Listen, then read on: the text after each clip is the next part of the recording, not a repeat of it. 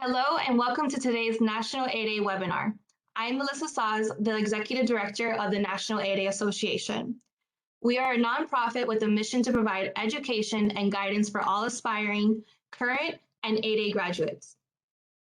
We are also proud to work with minority small businesses, HubZone, veteran-owned, women-owned, JV, agencies, large primes, and industry professionals. Before we begin, I would like to note that this webinar is being recorded and all presentation materials will be posted on our website after the webinar. If you would like to ask a question during the presentation, please use the chat box and select everyone or email us at events@national8aassociation.org.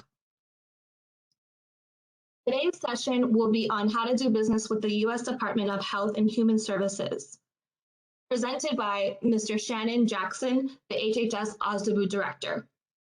So without further ado, I'll pass the mic over to Mr. Shannon Jackson to begin today's webinar.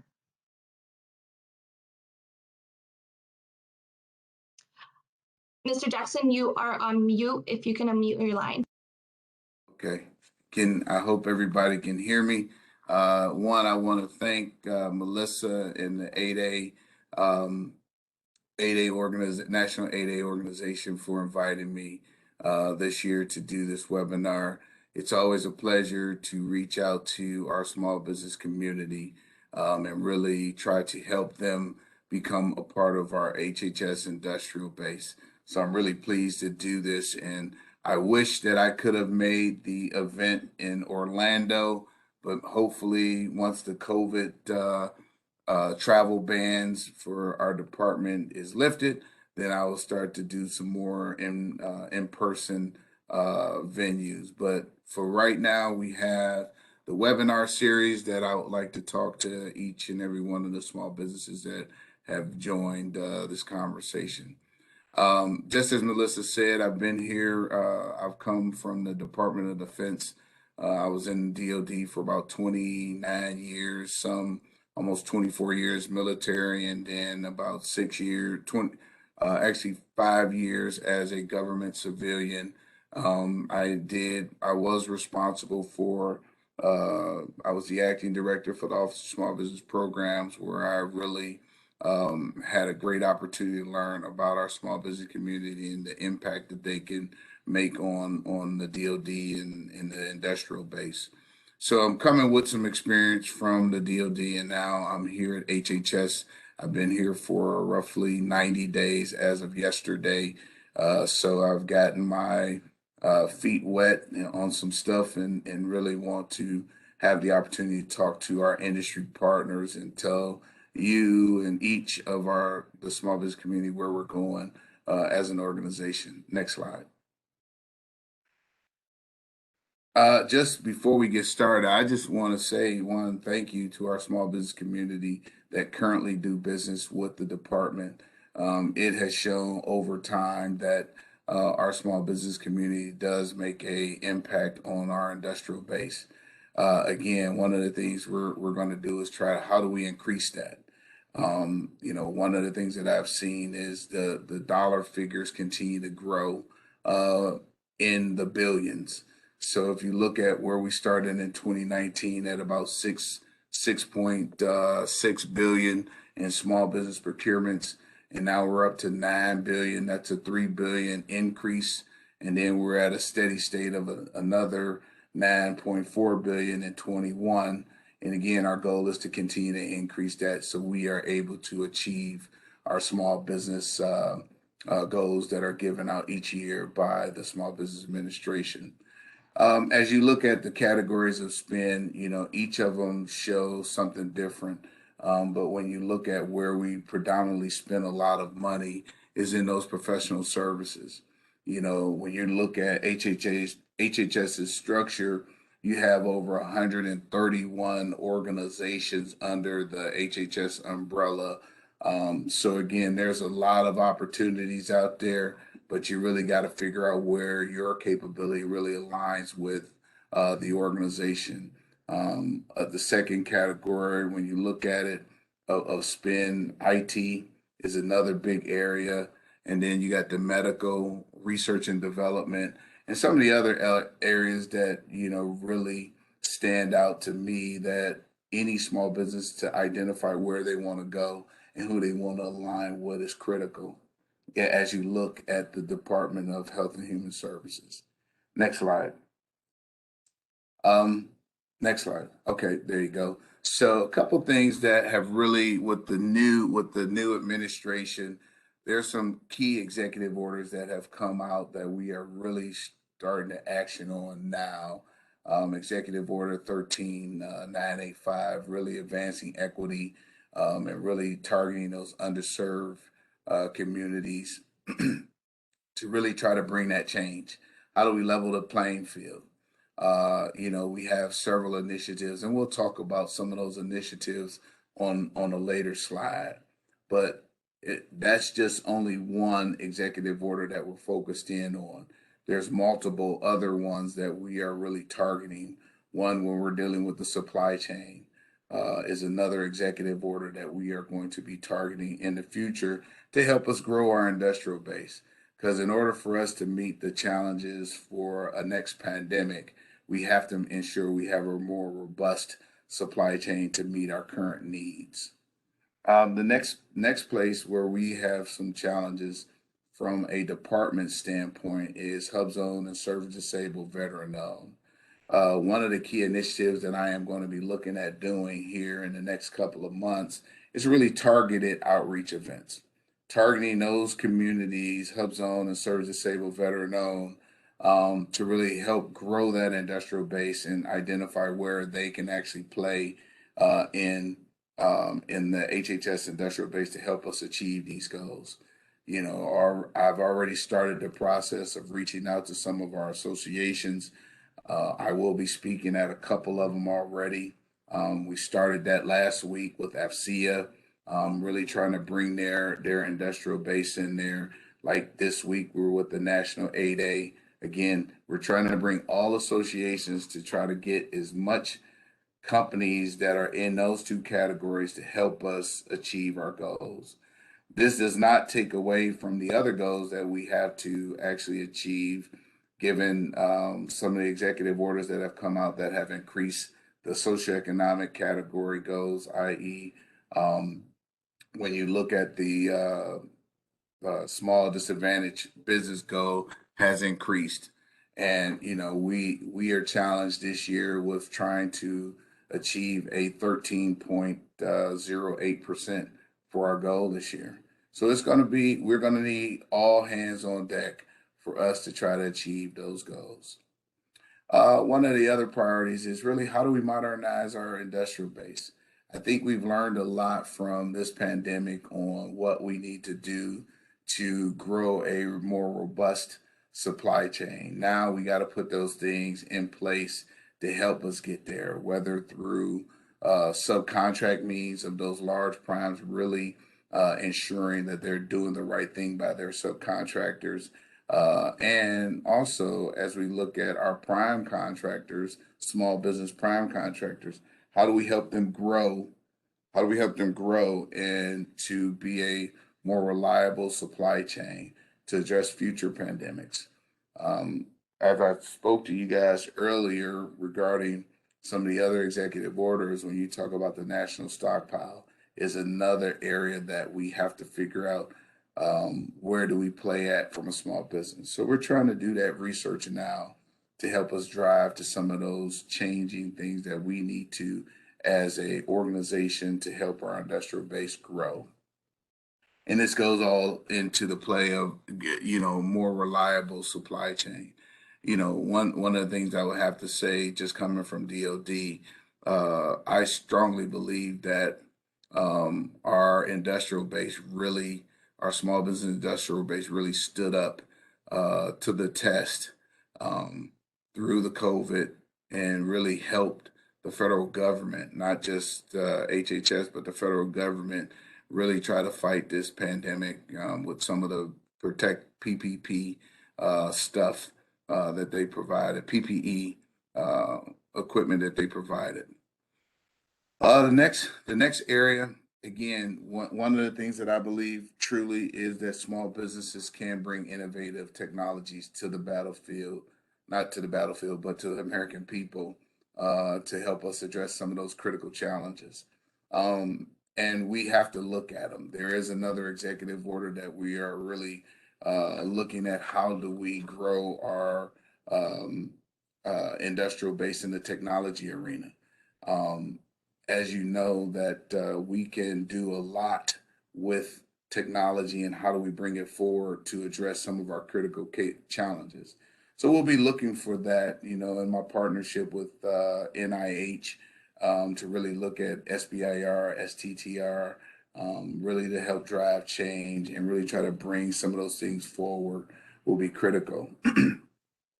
The next piece is, one of the things we are graded on from the department as well as the federal government is each year SBA gives the departments a score. All depends on the task as well as their performance against the negotiated goals.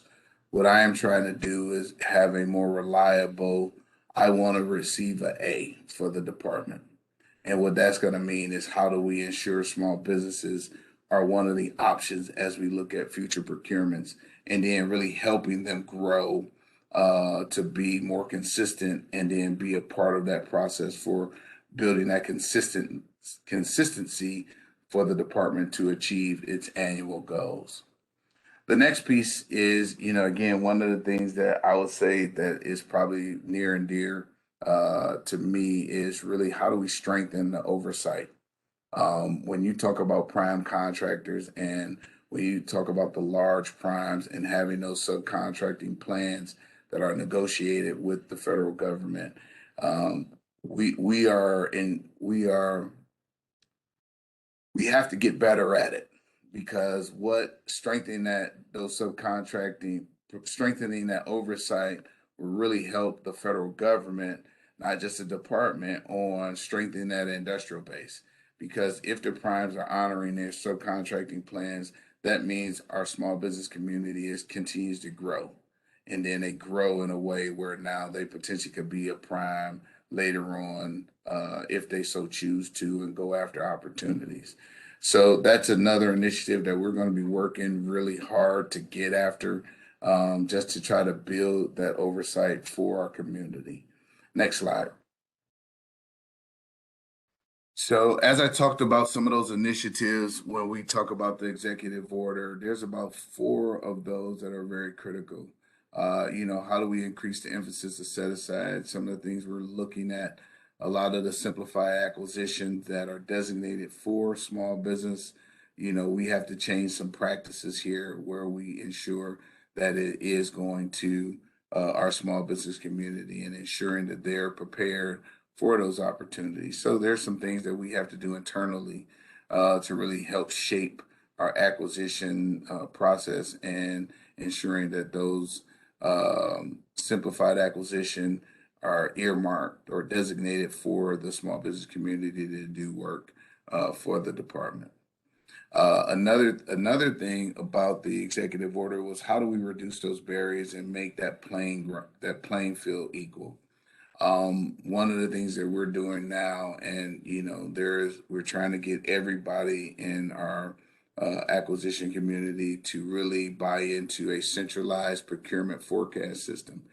We have some of the organizations within inside of HHS currently a part of it, but the goal is to get all of them a part of it. So then now gives you small businesses that opportunity to one, plan for opportunities that are coming out. Because the best way for a small business to reduce the barriers is know what those requirements are in a timely manner so they can put the teams together to actually bid on those opportunities. So having a forecast and a relevant forecast will help us reduce some of those barriers and then also give industry an opportunity to get prepared for the potential RFP once it comes out. The next thing is I had a great conversation today with HHS, not HHS, but NIH, really regarding the HBCU and MSI initiative. There are so many things that, we believe HBCUs can actually be a part of that industrial base, more so in that research and engineering area, just because you're taking their capability and that institutional knowledge and trying to really try to address some of our hard problems. And then also utilizing those HBCUs to help grow our industrial base, whether through training to our small businesses or whether through really partnerships and opportunities and going after opportunities together. So that's going to be a key initiative with NIH. Okay, and again, the last one is still that collaboration. We believe that with that partnership, it's going to help us grow. Establishing those targeted, focused outreach events that target those specific communities that are going to help grow those industrial bases that the department has challenges with. Okay, next slide. Okay, one of the things I always say, and you get to know as I continue to frequently come out, I always have a quote at the beginning or at the end. It just depends, but people underestimate their capacity for change. We're in changing times now. We learned a lot of things from the COVID. How do we now prepare ourselves for the future? There is never a right time to do a difficult thing. So again, when in my mind, the time is now. And again, I welcome the questions and I welcome the opportunity that the National 8A Association has given me to speak here today. So with that being said, thank you, Melissa, and thank you, 8A and small business community. Standing by for any questions. Thank you, Mr. Jackson. We do have a question. It says, if a minority business is looking at your organization to work with, what is the best way for them to get your attention? So there's a lot of ways to get our attention. One of the things I was just thinking about the steps. So if you're going to do business with HHS, here's how I would my recommendation would be. One, you need to determine who you want to work with in HHS. As I talked to you guys before, which I didn't know fully, that it's over 131 organizations within inside of HHS. That's a lot of folks. That is a lot of program offices that have very different missions. So one, you need to determine where and who you want to work with. Second thing is to determine the product or service that aligns with your core mission that you have, your core competency areas. Find out which ones. Some of them are similar, but then some of them are different. You got to figure out which ones are aligned with what you do. The third thing is utilize SAM.gov. Also, you can go to SBCX, which is the Small Business Customer Experience, to identify opportunities that align with your capability. As I spoke about earlier, is we're building this forecast that is on our SBCX website.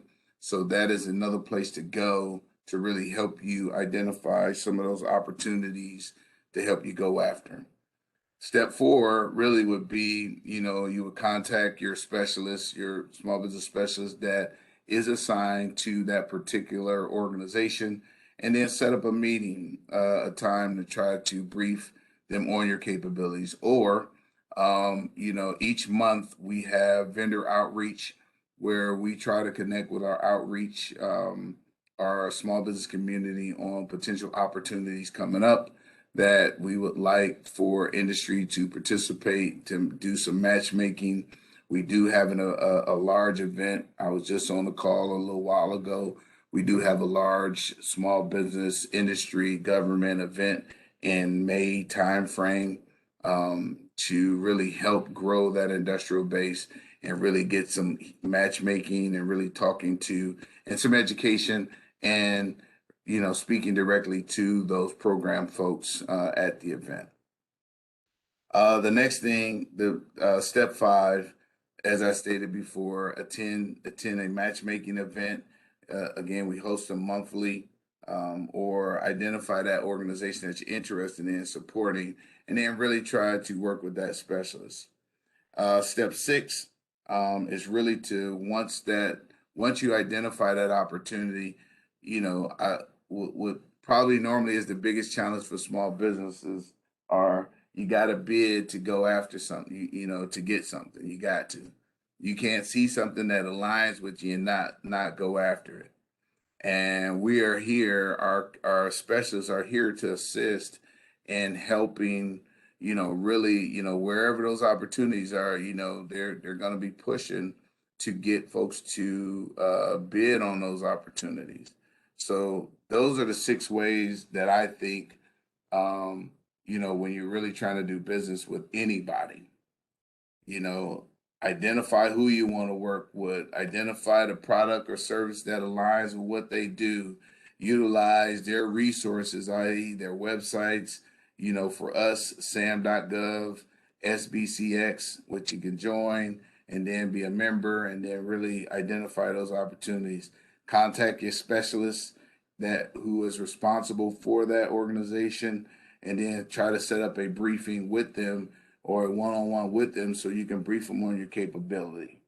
And then 5th is really look at those matchmaking events that are out there.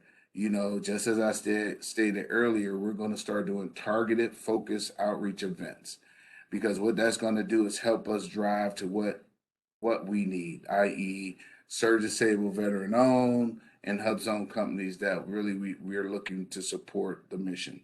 And then, when those RFPs come out, you got to bid. In order to play, you got to be ready to go after it. So, I hope that answered the question. Yes. So if we can reiterate where they can actually find these links to upcoming events and any contact information for you or your team. So they can go to the SBCX or just go to HHS Ostibu and it will pop up with SBCX, Small Business Customer Experience. And then that will tie you that you will have to register and then put your capability stuff in the system. And then from that, you'll start receiving invites or at least announcements on venues or events that we're doing that you can, participate in. Thank you. And then one last question that we have is regarding the executive order. Is category management an item that HHS is focusing on with a more diversity focus on SDB set-asides, accepting new supplier opportunities for competitive competition? Yes. So category management is one of those areas that we are going to be looking at. Actually, OMB is looking at it as well. How do we redefine it? There are challenges with the category management. I think one of the biggest challenges is those ramp-ons. How do we ensure we don't lose our industrial base because we're not efficient with our ramp-ons?